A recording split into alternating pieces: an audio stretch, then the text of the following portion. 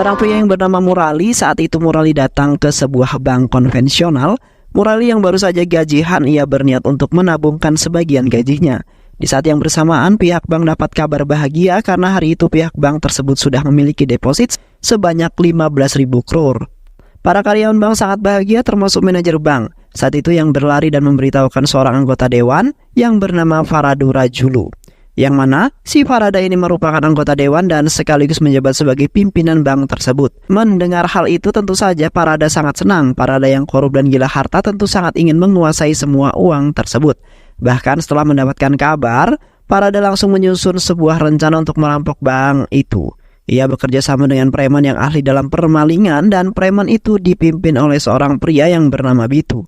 Bitu juga punya seorang pacar yang bernama Pilu.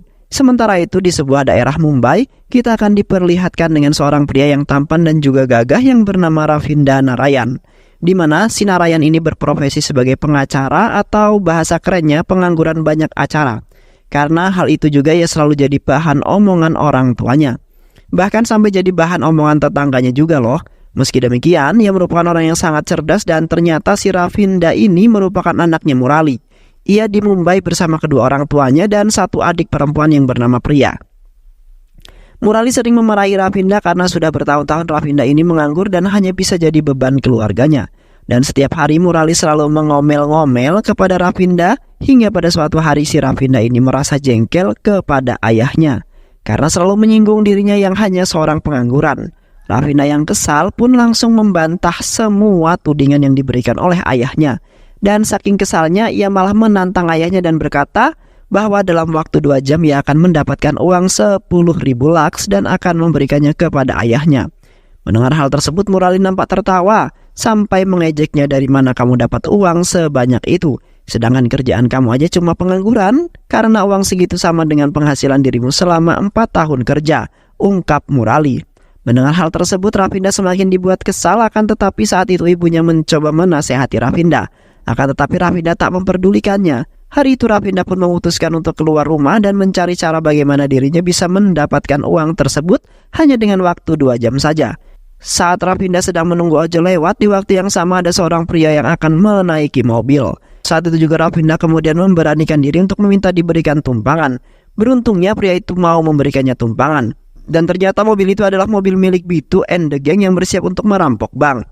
Di dalam mobil mereka saling berbincang.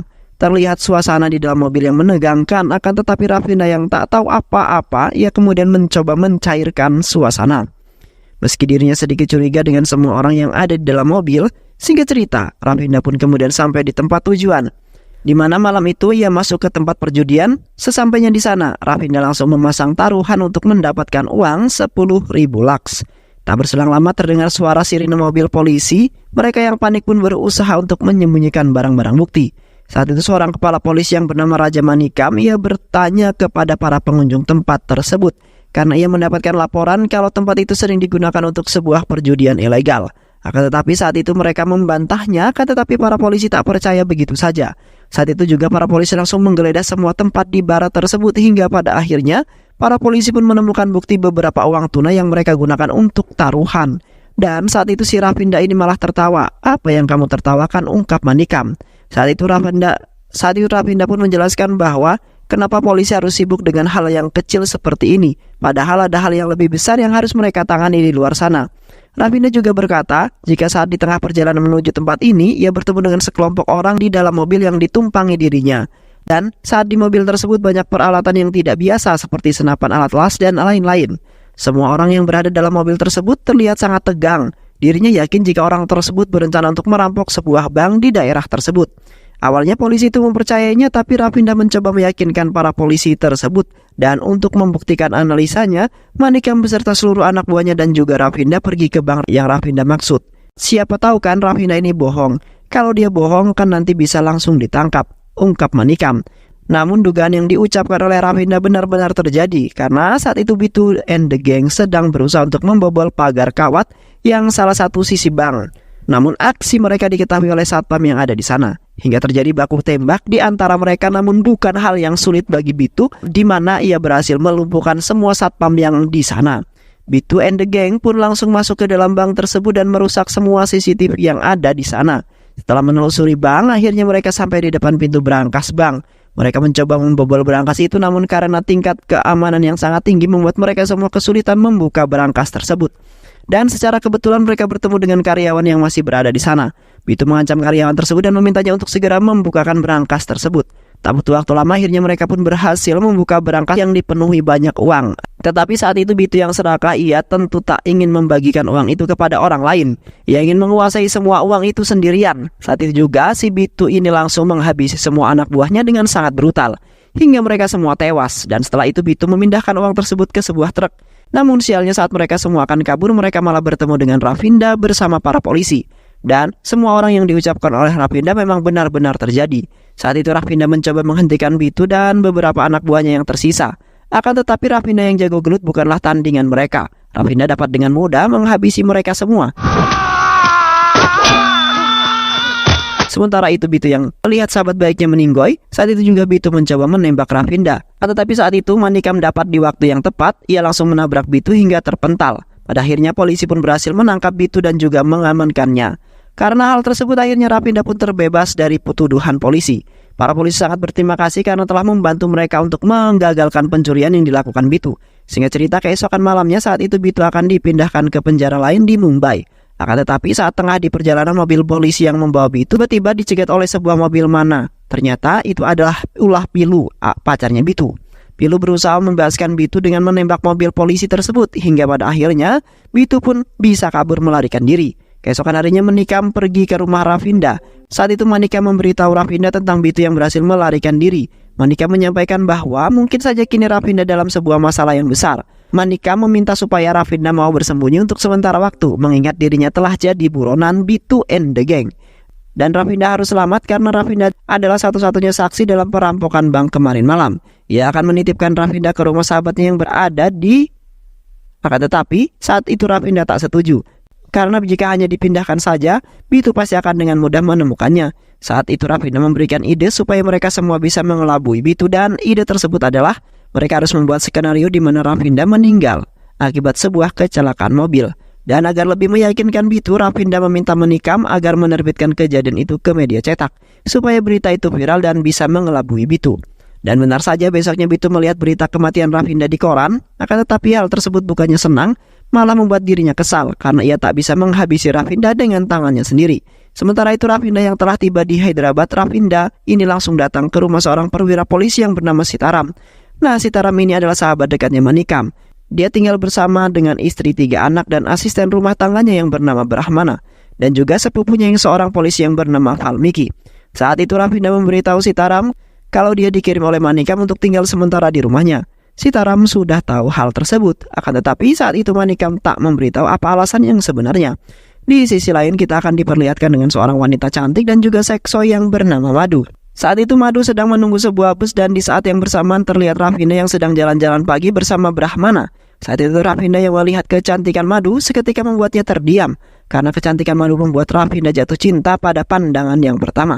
Dengan gaya yang sok-sokan Rafinda pun langsung mendekatinya. Dengan pedenya Rafinda langsung memperkenalkan diri sambil merayu Madu dengan gombalan maut. Namun bukannya suka, Madu ini malah terlihat ilfil dengan kelakuan Rafinda. Bahkan saat Rafinda bertanya siapa namanya, ia sama sekali tak memperdulikannya. Tak berselang lama, bus yang Madu tunggu pun datang. Saat itu Madu langsung pergi meninggalkan Rafinda tanpa berkata apapun. Tetapi saat Madu akan naik, tiba-tiba aja kakinya terpleset. Rafinda yang melihat hal tersebut spontan berlari untuk menyelamatkan Madu. Karena kejadian tersebut membuat Madu terpincut, juga akhirnya membuat hati Madu luluh. Madu pun langsung memperkenalkan dirinya kepada Rafinda, dan siapa sangka saja kejadian tersebut justru membuat hubungan mereka berdua semakin dekat. Sementara itu di kota Mumbai terlihat para pendemo sedang melakukan aksinya di depan bank yang saat itu jadi target pencurian.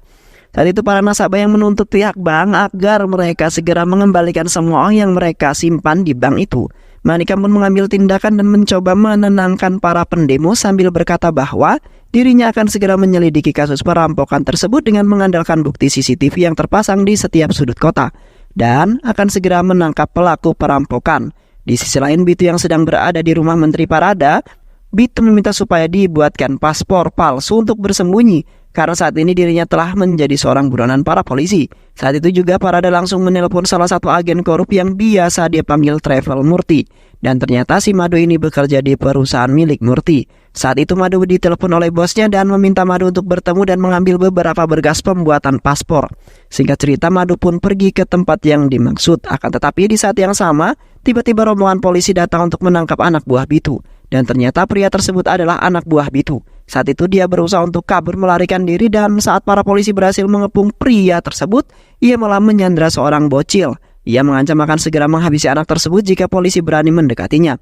Saat itu Sitaram datang ke TKP bersama Rafinda. Saat itu anak buah Bitu kaget setelah melihat Rafinda, karena yang ia tahu Rafinda ini telah tewas akibat kecelakaan. Saat dirinya akan menelpon Bitu, si Rafinda ini langsung mengambil pistol Sitaram dan menembak anak buah Bitu hingga tewas seketika. Singkat cerita, besoknya Rafinda datang ke kantor Sitaram. Saat itu Rafinda melihat beberapa anak buah Travel Murti yang sedang di kantor polisi. Rafinda yang mengenali para preman langsung menghajar mereka semua hingga mereka semua babak belur.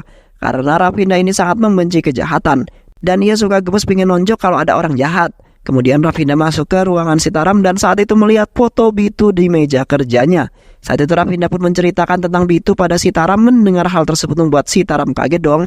Ia tak menyangka kalau Rafinda adalah saksi dalam perampokan, dan akhirnya Sitaram sadar alasan kenapa Manika menitipkan Rafinda kepada Sitaram. Tak berselang lama, Sitaram mendapatkan telepon dari atasannya untuk menghentikan kasus yang melibatkan Murti, karena Murti tak bersalah. Akan tetapi, saat itu Rafinda yakin kalau si Murti bekerja sama dengan Bitu, dan untuk membuktikannya, Rafinda harus masuk ke kantor Murti untuk mencari tahu apa hubungan Murti dengan Bitu.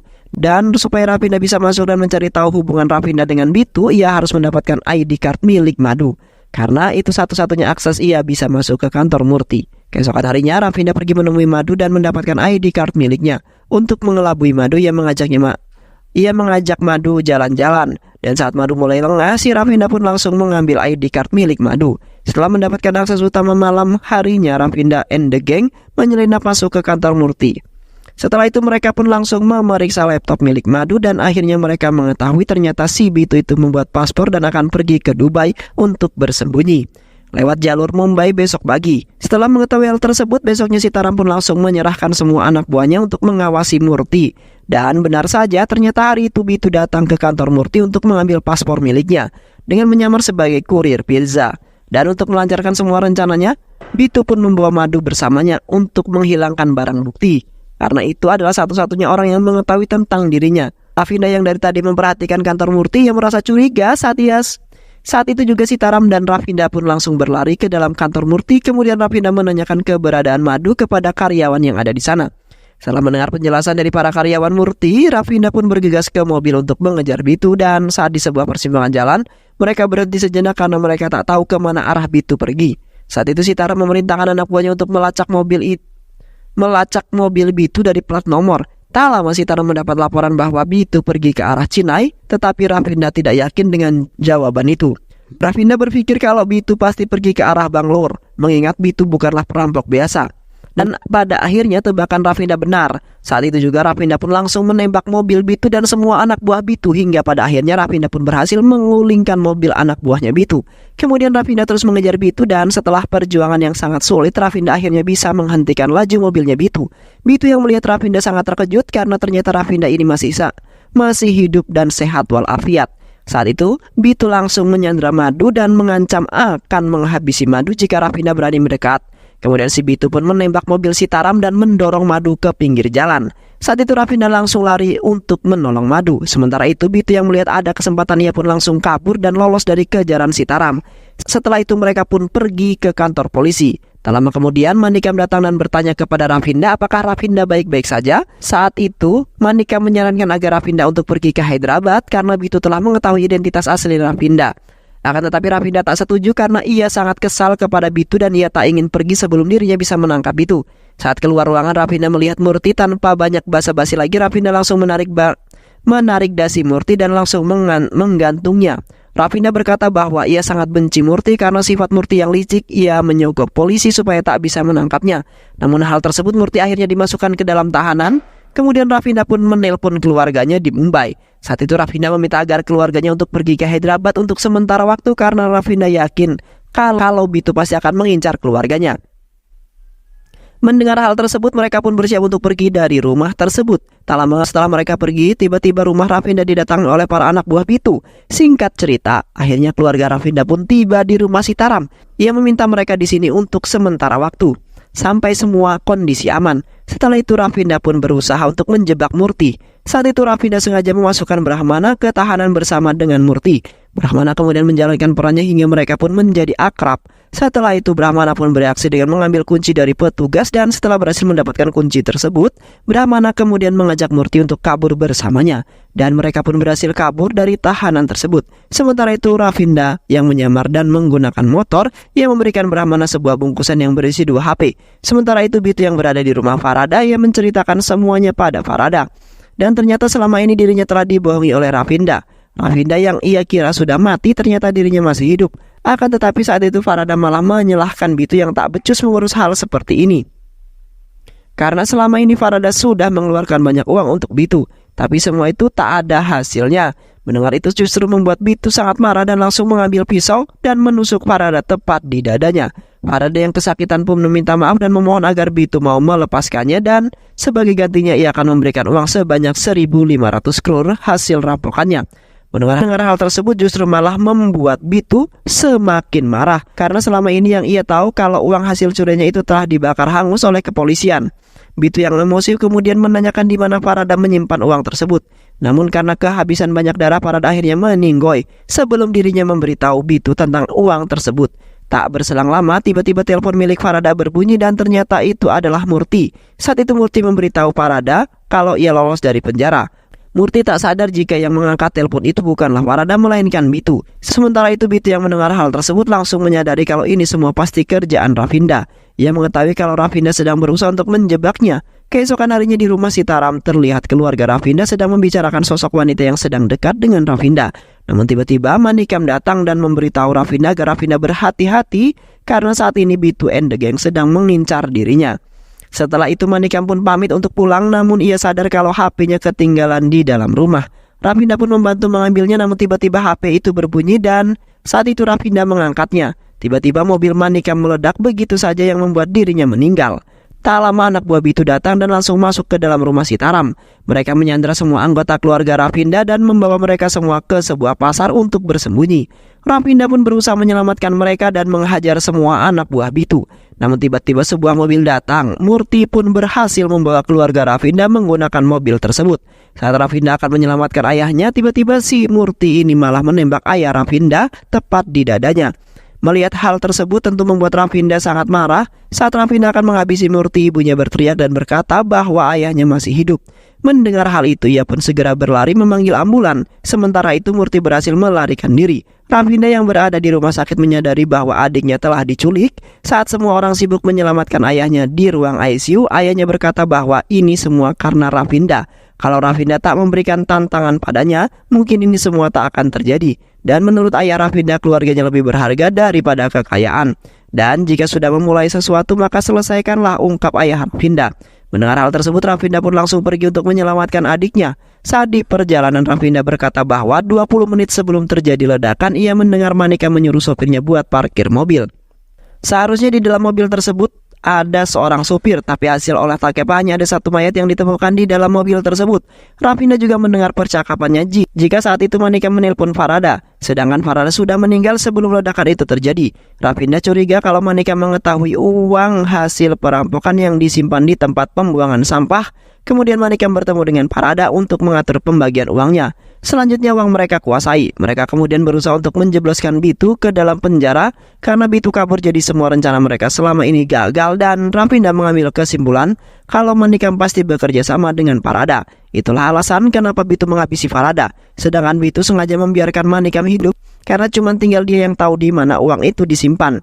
Kemudian Rafinda pun langsung mencari keberadaan Murti hingga pada akhirnya ia pun kemudian berhasil menemukannya. Murti yang melihat keberadaan Rafinda, ia langsung terkejut dengan sigap. Rafinda pun langsung mengejar Murti. Sementara itu Bitu dan Manikam melakukan pertemuan di gudang di mana uang itu disimpan. Mereka berniat untuk membagi dua uang tersebut, akan tetapi saat itu Bitu bersikap licik dan saat itu juga Bitu malah membunuh Manikam di tempat tersebut. Kemudian Bitu memerintahkan anak buahnya untuk membawa 3 kontainer dan salah satu kontainer diisi dengan uang hasil rampokan mereka semua. Serta ia berusaha untuk kabur ke luar negeri menggunakan kapal dari pelabuhan. Rafinda yang menyadari hal tersebut, ia langsung mengejar mereka semua menggunakan helikopter. Sitaram bingung siapa yang akan mengendarai helikopter itu. Saat itu Rafinda teringat dengan ucapan Sitaram yang mengatakan kalau calon menantunya adalah seorang pilot. Akhirnya Sitaram menemui calon menantunya. Setelah itu mereka pun akhirnya pergi dari Hyderabad dan singkat cerita mereka pun sampai di tempat yang mereka tuju. Saat itu Sitaram melihat ada 3 kontainer dan hanya salah satu kontainer yang berisi uang. Sitaram meminta saran pada Rafinda tentang kontainer mana yang berisi uang. Dan dengan kecerdasan Rafinda pun langsung mengetahuinya. Setelah itu mereka pun pergi menggunakan mobil yang ia curi. Sementara itu Sitaram terus memantau dari helikopter. Rafinda terus berusaha mencari cara supaya dirinya bisa menghentikan truk itu sebelum sampai di bandara. Tak lama kemudian ia mendapatkan sebuah ide. Kemudian Rafinda pun menelpon teman-temannya yang ada di Visakha Patam dan memerintahkan mereka untuk membantunya dengan membunyikan bel sekolah. Setelah itu Rafinda meminta temannya untuk menyiram orang yang ada di depannya hingga terjadilah sebuah pertarungan. Sementara itu Rafinda yang cerdas, ia mengingat jika anak buahnya itu memiliki kebiasaan mendengarkan radio. Kemudian Rafinda menghubungi temannya yang kebetulan seorang penyiar radio di tempat itu. Ia memintanya untuk mengatakan ada kemacetan di jalan layang yang menuju pelabuhan. Dan usaha Rafinda pun kembali berhasil, yang membuat mereka berhenti di depan para demonstran yang tak lain adalah nasabah bank yang kehilangan uang mereka. Merasa kontainer sudah berhenti, anak buah Bitu yang di dalam kontainer dengan spontan membukanya. Ia mengira sudah sampai di pelabuhan. Di saat yang sama para pendemo melihat sesuatu yang tak beres. Kemudian para pendemo itu langsung menyerbu kontainer tersebut dan menghajar semua anak buah Bitu. Akan tetapi saat itu Rafinda langsung bergegas, sementara itu Bitu yang tiba di pelabuhan.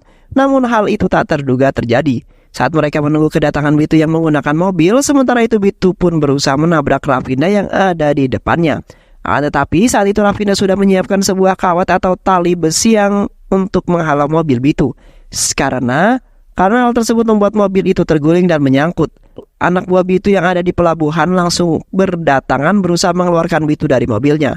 Akan tetapi semuanya sia-sia karena pada akhirnya si Bitu ini ditembak oleh Sitaram hingga akhirnya meninggal. Setelah itu Rafinda langsung mencari keberadaan adiknya. Dari helikopter terlihat adiknya disandra oleh kekasihnya Bitu. Dengan kecerdikannya Rafinda pun langsung berhasil mengambil kain sari dan menarik adiknya, menukar adiknya dengan Sitaram. Saat itu Sitaram langsung memukul pilu hingga tak sadarkan diri. Dan beberapa hari setelah kejadian tersebut akhirnya Rafinda pun diterima kerja di sebuah perusahaan dan film pun selesai. Baik, itulah dia alur cerita film yang berjudul Julai. Semoga teman-teman semua terhibur setelah menyimak alur cerita film ini. Terima kasih sudah menyimak video-video LK21 Revive. Semoga sahabat semua terhibur dan sampai bertemu lagi di video-video berikutnya. Wassalamualaikum warahmatullahi wabarakatuh.